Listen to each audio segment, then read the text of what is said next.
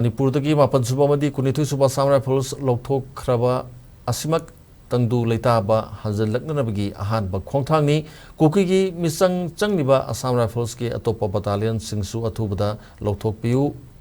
yatkai thingaiba pirakpasingi mayokta amato oina lepminasi haina challengers youth of khongthangni assembly constituency ki president James lesang themno fongdorakli ngasi Manipur press club ki Kobru hall da pangtokpa paumisinga unabam da wafamasi James na fongdokibani mahakna makha taraduna Manipur dagi mapan suba amadi kunithui suba Assam Rifles louthokna Jammu and Kashmir da thananaba khongthang pakhalakliba asimak afaba khongthangni haina lawi state asida thokliba chahi helaba irang asi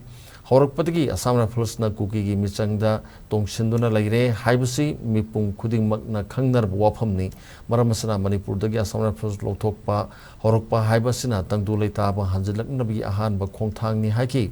Manipur gi chingkhong chingyada leiriba miyamna masa masagi maphamda hanjinba yarabasu ngamdana leirakliba asi Assam Rifles da thajaba ngamlakpa asinasu achauba maram amani thajaba manglakpa asinasu achauba maram ama oigani atopa security forces na mahut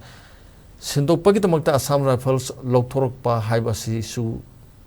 tangdu leitadana leiriba state asigi phibam asi sapharaknabagi ahanba khongthangni loinana center amadi state lengakna mapan suba amadi kunithui suba Assam Rifles kaktanatana kukigi misang changliba Assam Rifles ki atopa battalion singsu athubada Manipur dagi louthokpiu masida natana kuki militant singi chatnariba su asi athubada louthokpiu landom asigi yalhumi singi mayokta lana propaganda sandorpa sing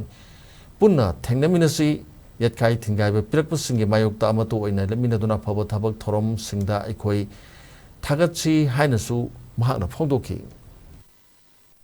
nai Assam Rifles amni tu Assam Rifles si hojik louthokpagi order lairabani makatana hojik present government amni central government da challenges suro punjab ki maiketi haining basi masigi battalion ani se kaktanatana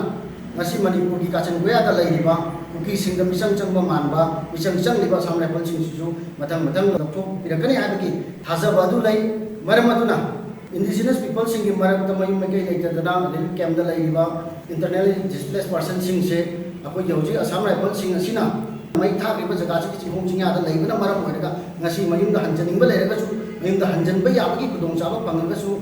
thajadabaduna maram oire hara kan hanjanba ngamdana lairiba CRPF na silakani hairiba Assam Rifles sing asi louthokpa taragadi adu hanjalakpa ngamnabagi maiwan aduda lae haibase thamjage loinana displaced person singi oinadi hairiba khongthang sing asi yumda hanjanba ngamnabagi ahan khongthangni haibase miyamgi mafamda thamjage loinana afaba thabak torokpada oi thagat paibagi amadi lana si atopa maikei amada chatkidanabagi damta sigumlaba Assam Rifles Manipur dagi louthokpa sida challenges sura punjab maikei digi haninga leitana thagat chaba phongdoksari